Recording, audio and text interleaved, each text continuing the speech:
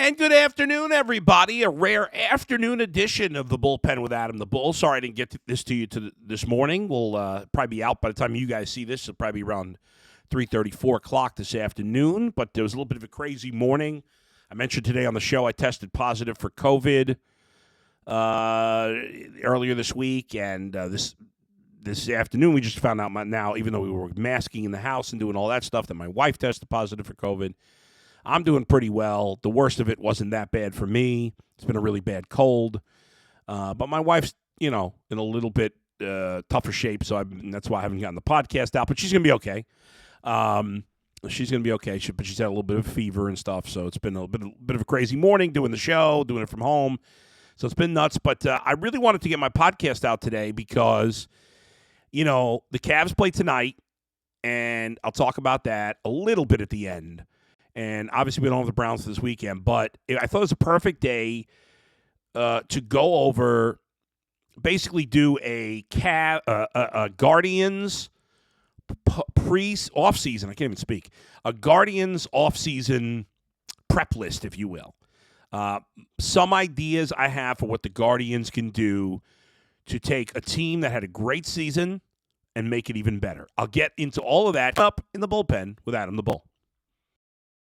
Podcast is not for the faint of heart. And I do think it's time for the Browns to move on. It's not for those who ride the fence. He's proven nothing. But if you're looking for someone who tells it like it is about Cleveland sports, everybody does fandom their way. You've come to the right place. I don't think he's any good. It's time for the Bullpen with Adam the Bull.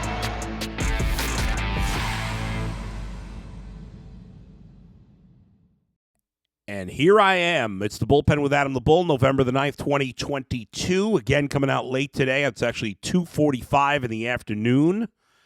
I've done a few late afternoon and evening podcasts, but those were for the next day. But this is for today, so it is. But it's going to be an evergreen one because it's about, well, not evergreen, but at least for a couple of weeks, because it's about what I think the Guardians should do this offseason. Free agency starts later this week. Right now, teams can re-sign their own guys. Guardians only have one free agent. That's Austin Hedges, and they will not be re-signing him. He's gonna move along. So, what do the Guardians need to do to get better? Somebody tweeted me the other day and said, "Well, Bull, you can't complain about the Guardians not spending money because Chris Antonetti won Executive of the Year." I love Chris Antonetti. I love Mike Chernoff. To me, I need to be maybe schooled up on how you win Executive of the Year because Chris Antonetti, overall, for the Guardians, has done a great job. But what did he do in the last year? The rookies that all made the team and developed, they weren't moves made by Chris Antonetti in the last calendar year, besides calling them up to the majors. I guess that's it. Seems weird to me. The Guardians didn't do anything last year. They didn't add to the talent base. All the talent that was here was in the organization already, so it's a little weird. So this argument that you can't criticize the team, I don't criticize Chris Antonetti. I mean, occasionally, if I don't like something they do, but that's very rare. The Guardians front office is aces in my book. That's always been the case. That doesn't mean even the best can be criticized sometimes. My criticism of the Guardians has always been and will usually be that they don't spend enough money. That's not Chris Antonetti's fault. That's not Mike Chernoff's fault. That's not Terry Francona's fault. That's not the players' fault. That's not the fans' fault. That's the owner's fault. Now, I think I've been fair about the owner. I think he has hired great people, and he lets them do their job. And there's a reason, you have two other owners in this town. Well, let's just compare with the Browns, because I'll leave Dan Gilbert out of it. Jimmy Haslam spends a ton of money and is a meddler. Dolan doesn't spend enough money, is an anti-meddler. I'd rather have Dolan as my owner than Jimmy Haslam any day of the week. Now it'd be perfect, if we had Jimmy Haslam's ability to spend or willingness to spend, and then Dolan's willingness to hire. And it's not just staying out of the way, not just being a meddler. It's hiring good people. The Guardians arguably have the best front office in baseball. They arguably have the best manager in baseball. I can't say that about the Browns. Have you ever been able to say that to the Browns? I think the Browns have a good head coach. I think the Browns have an adequate front office. And I think that's the best they've had in the 10 years he's been owner. Every other coach has been awful. Every other front office has been awful.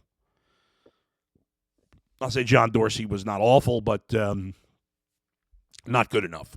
He blew it on Baker, and that just sinks everything else, even though he nailed it on, Nick Chubb, obviously. But the criticism will remain he doesn't spend enough money. Now, John Heyman of the New York Post, MLB Network, and John does a million things. He's a great reporter. John is in his column today for the New York Post suggested that the Guardians are going to spend some money, that the payroll is going to go up. Now, payroll was embarrassingly low, and in spite of that, the team, because of the great job by the front office to draft players, to acquire players under the radar, because of the minor league coaching staff's ability to develop, because of Terry Francona and his coaching staff's ability to continue development at the major league level, use guys in the right spots, be smart about them, and because of the talent of the players, the Guardians ultimately overachieved this year. That doesn't mean the same thing will happen next year. Often in baseball, guys that are good as rookies will sometimes go back in the wrong direction. You have to expect some of that, some regression from this team. However, I don't think all these guys are regress, and they have more guys coming. Hopefully the ability to spend some money, definitely the ability to trade some prospect depth to get some proven veteran players. So there's a lot to be thrilled about when it comes to the Cleveland Guardians. I mean, everything about this organization, except for their payroll number, is A+. Okay, so how do we make it over that? Well, hopefully they'll spend more, yes. Let's look at where this team stands heading into the preseason or heading into the offseason. The Guardians' payroll officially, I think, for the end of the year, looks like they finished 25th in payroll by the end of the season. What's on the docket? Let's look at 2022, and then we'll look ahead to 2023. The opening day payroll was $68 million. So for next year, Jose Ramirez is going to make $3 million more next year. So he gets $3 million more. Shane Bieber has 1 year left before he's a free agent. He's up for arbitration.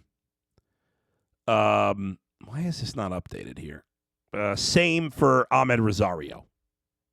Okay? He's got 1 more year. For some reason, these are not updated. I apologize. But anyway, I don't know why. Usually I rely on Cots baseball contracts. I don't know what the hell is happening here. But when you look at some of the payroll numbers, Emmanuel Clase's contract will go up a little bit, but he's only going to make $3.4 million next season. Miles Straw contract will go up about $1 million. Plesac's arbitration eligible, but I would think they'll move on from him. And most of the other guys are not even arbitration eligible yet. There are some guys that are, but for the most part, just from internally, with Hedges gone, maybe Plesac gone, with Franmil Reyes off the books because they were still paying him, obviously, this year. And without any significant raises going to anybody. Let's see. Andres Jimenez, I think he's eligible for arbitration for the first time, so he'll get a big boost. Same for Tristan McKenzie. Karinchak might get something. We'll see what they do with Savale. But the point is, and Naylor also, arbitration. So there'll be some raises there, natural, okay. But not when you add that up minus some of the money that's coming off the books like Hedges and Franmil, potentially Zach Plesac. And that I'm going to assume they hold on to Shane Bieber and Ahmed Rosario because I don't want to wrap my head around those guys getting traded. I do think we have to prepare ourselves for the possibility that one or both of them could, but I don't think they will. So from just internally, the payroll is going to go up a little bit, but not significantly. So what can they add to the payroll? Can they add $30 million? Can they add $40 million? I don't know. I think that's probably not likely. I'm going to say I'm going to be optimistic because they haven't added any money to the payroll, outside money to the payroll the last 2 years, and say that maybe they can add 20 to 25 million to the payroll. So how can we make this team better on sadly a limited budget, but maybe a better budget than we've had the last few years? It's not as hard as you think. I think it's doable, especially because at this point, I don't think the Guardians have a ton of holes. And I'll start getting into what I think are their three biggest needs this offseason coming up next, right here in the bullpen with Adam the Bull. But first, I want to talk to you about BetOnline. BetOnline.net, your number one source for sports betting info, stats, news, and analysis. Get the latest odds and trends for every professional and amateur league out there. From football to basketball to soccer and esports, we've got it all at BetOnline.net. And if you love sports podcasts, you can find those on BetOnline as well. We're always the fastest and easiest way to get your betting fix. Head to the website today or use your mobile device to learn more. BetOnline, where the game starts. All right, so let's start with what are the biggest needs for this team this offseason. So, to me, they are in this order. One, we've got to get a starting catcher. Austin Hedges, tremendous defensive player in terms of pitch framing and his ability to block the ball at the plate, but he does nothing else well. He's the worst hitter in baseball of any regular player. He's not good at throwing out base runners. He must be replaced, and he will be replaced. Now, the question is, will they continue to be cheap at that position and go with a nice prospect, Josh Naylor's brother, and Bo Naylor? I hope they don't. No offense to Bo Naylor. I think we need to add a veteran catcher that can help this team, and that's a position where there are a lot of options that I love. Now, let's start with free agency. Wilson Contreras is the best catcher out there offensively. In terms of free agency, by far. However, Wilson Contreras is going to probably end up signing a really big deal. He'll probably make anywhere from $80 to $120 million. So he is off the table for the Guardians. Not to mention he's not great defensively, and they do like having a good pitch framer and a good catcher. He's at best adequate defensively. Great hitter, but he's going to get paid too much money. Off the radar. Now, Christian Vasquez is a solid defensive catcher and a solid offensive player. He's not spectacular offensively, but he's good enough. He's certainly a lot better than Austin Hedges, and he could come at a reasonable price. I think if the Guardians going to upgrade that position in free agency, I think Christian Vasquez would be the way to go.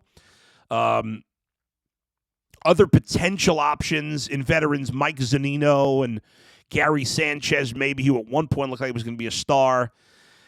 I don't love those fits. I think Christian Vasquez at 31 could make some sense for the Guardians. Nobody else in free agency really has me all that interested. But I'll tell you what does when it comes to catcher and the Guardians. The trade market. The trade market at catcher is where I think the Guardians need to go. Remember, the Guardians brought up 17 guys to make their major league debut. They still have one of the best farm systems in all of baseball, not even including the guys that had significant rookie plate appearances this year and are no longer eligible for rookie status for 2023. They have so much talent in the minor leagues that they can't keep everybody. You're going to lose some of these guys in the Rule 5 draft. So instead of that happening, the Guardians need to be aggressive in the trade front, really aggressive, because the Rule 5 draft is a month from now. They need to get this done. They need to, I think, use some of that draft capital, some of that, rookie or minor league player capital, I should say, to be aggressive in the trade market. I've got some targets at three different positions, but we're starting with catcher right now. Well, let me just give you the three things. Catcher, first base / DH, and then a starting pitcher. I do think they need another starting pitcher. But let me start with catcher. So I gave you the free agent targets. Now, on the trade front, there's two teams that I think the Guardians can do business with and be in great shape. Number one is a team that's been talked about a lot in connection with the Guardians, and that's the Oakland Athletics. Sean Murphy is a catcher who apparently the Guardians were talking about with the A's last year. The Oakland Athletics are a terrible team. They'll probably be a 100-plus loss team. Sean Murphy at this point is 28 years old, And he only has which time does he have left on his where the hell's his contract? Why can't it's driving me nuts. Sean Murphy, I cannot find his usually on Baseball Reference they have everybody's contract info, and for some reason his is not here.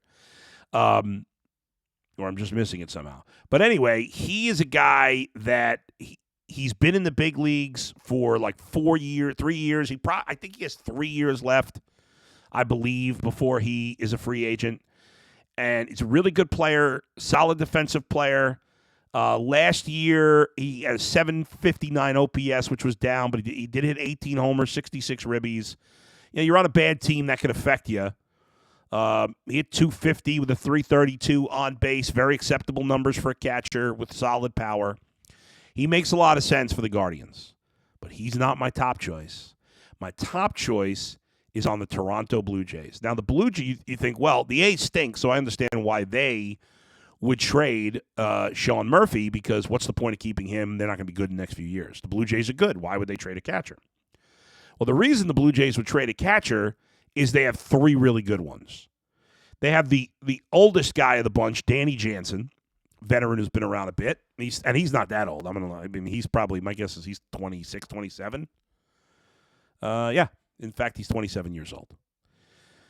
So you got Danny Jansen. They have a rookie by the name of Gabriel Moreno, who's a top prospect. Now, I think the Blue Jays are unlikely to trade him, and the Guardians have their own catching prospect. So if they were going to trade for Moreno, they might as well just give Bo Naylor a shot.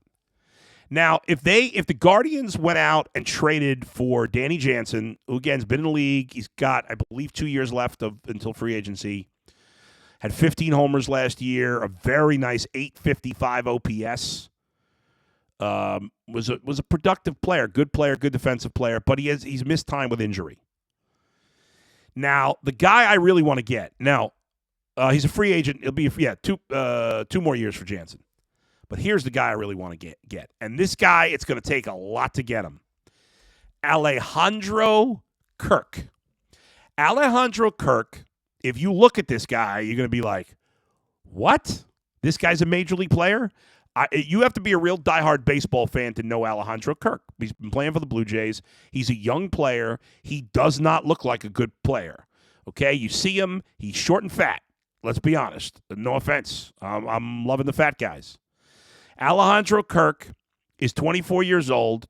In fact, he just turned 24 a couple days ago. He is under team control for, I believe, 5 more years. Now, again, the guy was an all-star last year. The Blue Jays, I think, would be crazy to trade him. And ultimately, I don't think they will. But if I'm the Guardians, I've got enough draft capital that I am going strong after Alejandro Kirk. This guy was a good player in the minors. By the way, he's 5'8", 265. And yes, he is a good defensive catcher in addition to being a very good hitter. So he came up to the majors in 2020. He didn't play much. He only, at the end of the year, 24 at-bats, but he had 3 extra base hits and 9 hits and 25 trips to the plate. Then his first somewhat full season last year, 2021, 60 games. He had 8 homers, 24 ribbies, a 764 OPS. Last year, played at a high level defensively. The analytics on him are very strong. He had a 285 batting average, a 372 on base, and a 786 OPS for a catcher. That's absurd. He has power. He had 33 extra base hits last year. Now, again, it'd take a lot to get him, but you'd have team control, and you have the prospects to do it. I'm fine with Danny Jansen. I like the idea of Sean Murphy. I'm good with signing Christian Vasquez. Those are all acceptable choices. If you trade for Danny Jansen, you trade for Sean Murphy, you sign Christian Vasquez, all 3 are solid upgrades over Austin Hedges at catcher. And those 3 guys are probably the 3 most likely guys to end up with the Guardians. However, Alejandro Kirk is my swing for the fences guy at catcher. I love this guy partly because he's a chubby guy, and I root for the chubby guys. But I just love this guy, and I think he'd be an amazing fit to the Guardians. But if it doesn't work out, again, Danny Jansen, Sean Murphy, and Christian Vasquez is a free agent. I think you'd probably get Vasquez like 2 years, $15 million, 2 years, $18 million, somewhere in that neck of the woods. Not unreasonable. He's a good player. But that would be my targeted catcher. Okay. Now let's go to the other hitter that the Guardians need. They need a first baseman / DH. Again, you got a lot of young guys, but some are going to regress. Some are not going to be ready. You have too many, okay? Josh Naylor is a guy who struggles against lefties. So ideally, what the Guardians would do is bring in a veteran, cheap right-hander that can mash lefties like a Brandon Guyer, like I just forgot his name. The guy we had for a couple of years, and then he was on the Pirates this past year, or the Diamondbacks. I got to look at the Diamondbacks depth chart. Hold on, because I forgot his name.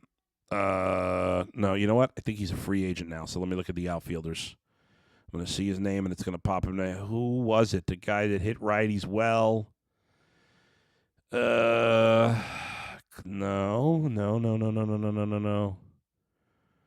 It's not coming to me. You know what? I think he is still on the Diamondbacks. Bear with me, folks. I got to look it up because I need the other example of the guys that mash lefties. You need a platoon first base type of guy. Now, Guyer was an outfielder. This guy I'm thinking of with the Diamondbacks. Where is he? Not Bubba Kennedy. Jordan Luplow. Oh, my God. Couldn't think of him. These outfielders. But you need a first base DH type of guy. That's an extra. That's the fourth thing. But let me get to the main thing. The first baseman DH, in addition to the part-time player that you're going to platoon with Naylor, you need a legitimate guy at the corner infield spot that can play every day and can hopefully be a guy who can play a good, solid first base. But either way, give you some power and give you a big bat in the middle of the lineup, a presence in the middle of the lineup, because obviously they were thin, right? In the end, you had 3 spots in the lineup that were poor offensively. Now, you're going to hold on to Miles Straw because he's a Gold Glove outfielder and he can help you with his legs offensively. But he's got to be the only, really bad hitter. If Miles Straw can't be your third worst hitter, he's got to be your worst hitter. If he's your worst hitter, you're all right. Now, a guy who mashes lefties is our old buddy Yandy Diaz, by the way. I think Yandy Diaz could be a trade candidate for Tampa Bay. Yandy's got 2 more years of team control. He developed later, obviously. He's 31 years old now. But Yandy, who has played a lot for Tampa Bay the last 2 years. He's been with Tampa Bay for 4 years now. But the last 2 years, not a huge power guy, as we all know, but does get a lot of extra base hits. He would be a good addition if they can't get some of the bigger targets. But had a great OPS last year of 824. He's been over 800 OPS 3 of the last 4 seasons.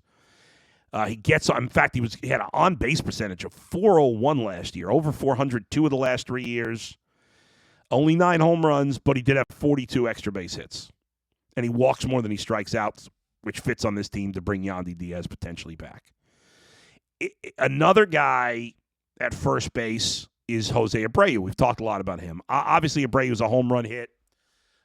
My first choice would be Rizzo, but I think after he received the qualifying offer, he's probably going back to the Yankees. Abreu would be great, although the power wasn't there last year, which was, but he's a great player. I would love to see the Guardians go out and get Jose Abreu. Now, let me give you one more guy. Now, this guy has some excellent raw power. He's a flawed player, but he could make some sense in terms of the free agent market, besides Rizzo or Abreu, because those are the 2 names we've talked most about when it comes to first base. Excuse me. But if the Guardians aren't going to trade for somebody like Yandy Diaz, there's one other option in the free agent market that I kind of like. He's an under-the-radar player. He's a good player, not a great player. He's been an all-star once, and that's Josh Bell. Josh Bell was a highly touted prospect. He was drafted by the Pirates in 2011. He has had some tremendous seasons. Now, this past year, he was playing really well for the Nationals, first 100 games. Then he got traded after at the deadline to the Padres, and he went down the tubes. He was really bad there. He has struggled a lot in the second half of seasons at times for whatever reason. But the guy brings a power bat that this team doesn't really have. He had 17 home runs, a little disappointing last year. In 21, he had 27. 2020 was the COVID year. In 2019, he was an all-star, had 37 home runs. So this guy's got some power. He's better against righties, but he's a switch hitter, and he's okay against lefties. He's better than average. But the guy's got tremendous power. Even last year, when he only had 17 home runs, he still had 49 extra base hits. And the year before, he had 52 with the Nationals. And in his last full year with the Pirates, when he was an all-star, he had 77 extra base hits and 116 runs batted in. Now, I don't think this guy's going to get a massive contract. He's not a particularly good first baseman. He has struggled defensively, and he's been up and down. So I think this is a guy with a tremendous amount of power who you could probably sign to a reasonable contract. So there are some options at the first base DH situation for the Guardians. I'm going to take a break. When we come back, I want to get to the one other thing, and that's a starting pitcher that I like to see them go after. And that's coming up next in the bullpen with Adam the Bull. All right, in terms of starting pitcher, let's start with the free agent market. So, starting pitchers, Carlos Rodon is a guy I'd love for the Guardians to sign, but at 30 years old, coming off a great season, even though he's had some injury issues, he's going to get a huge contract. He will not be there for the Guardians. Forget Kershaw, DeGrom. Chris Bassett's a veteran starting pitcher that could make sense. I think he'll get a pretty big contract in terms of money over a short period of time. Other options in free agency that could fit in the middle of the rotation include our old buddy Corey Kluber, our other old buddy Carlos Carrasco, Taijuan Walker, who was with the Mets this past year, Jose Quintana, Jameson Taillon. One of that group could be interesting. A lot of those guys will be, guys like Carrasco and Kluber and maybe Walker could be nice 1-year deals, 2-year deals maybe. Maybe Walker a 2-3-year deal. In terms of a possible trade, which may be where the Guardians want to go to maybe get a player that they can control for a longer period of time, who's a younger player, let's look at the Miami Marlins and Pablo Lopez. Pablo Lopez is a 26-year-old pitcher, turned 27 at the beginning of the year. He's under team control for 2 more years, so it's not, that better than some of these free agent contracts. Pablo Lopez, this past season, excuse me, made $2.5 million. He'll probably make a little, $3-4 million, maybe $5 million this year in arbitration. Well, probably you get him at a reasonable rate the next couple of years. He's been a really solid pitcher for Miami. This past year at a 3.75 ERA and 32 starts, 180 innings at 174 strikeouts. His whip was 117, really good. The walk rate is not fantastic, almost 3 walks per 9, not great, but he doesn't give up a ton of hits. So I like him. I think Pablo Lopez is that good middle of the rotation starter if they want to go the trade route that they can go. Adding one veteran to the bullpen probably makes some sense too. A couple of interesting names to throw out there in terms of the bullpen of guys that could help. They don't really need to address the bullpen. But if they wanted to bring in a veteran for 1 year, a guy like Jesse Chavez, Adam Ottavino, who's with the Yankees this past season, David Phelps, who finished the year in Philadelphia. Excuse me. David Robertson, not David Phelps. And Anthony Bass. Although, I'm sorry, the Blue Jays picked up his team option. Are some interesting guys to look at. The Mets went crazy in their 5-year deal with Edwin Diaz on, whatever. Not that the Guardians needed him anyway. So there you go. There's my off-season primer. I'll do another one, and we'll keep on top of the Guardians all off-season long. Cavs play tonight against Sacramento. I'll talk about that and the Browns on the Thursday podcast.